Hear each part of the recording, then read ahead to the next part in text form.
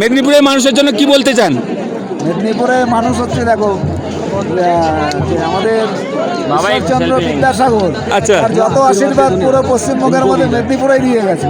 আচ্ছা তার জন্য যে হাল চালায় সেও বিয়ে পাস। আচ্ছা, ঠিক আছে? আর পশ্চিমবঙ্গের উত্তরণ কোথা থেকে যদি হয় তাহলে একমাত্র মেদিনীপুর থেকে শুরু হয়। মেদিনীপুর থেকে শুরুই হয়েছে। সো গাইস, বর্তমানে আমি কেদারনাথে এসেছি এবং বাবাজির সঙ্গে দেখা হয়ে গেল। বাবাজি, আপনার বাড়ি কোথায়? বাবার তো বাড়ি হয় না বাবা। না, বাবার তো বাড়ি হয় না, কিন্তু আপনি এত কিছু জানলেন কোথা থেকে? আমি আগে জব করতাম এগ্রিকালচার মার্কেটে।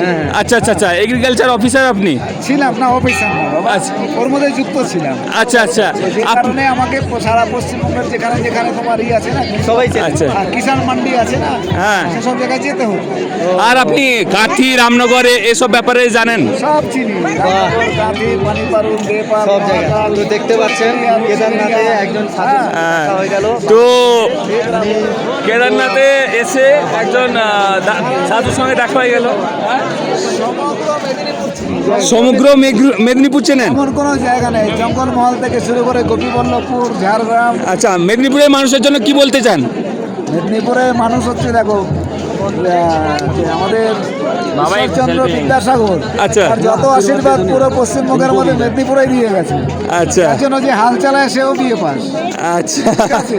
আর পশ্চিমবঙ্গের উত্তরণ কোথা থেকে যদি হয় তাহলে একমাত্র মেদিনীপুর থেকে শুরু হয়। মেদিনীপুর থেকে শুরুই হয়েছে।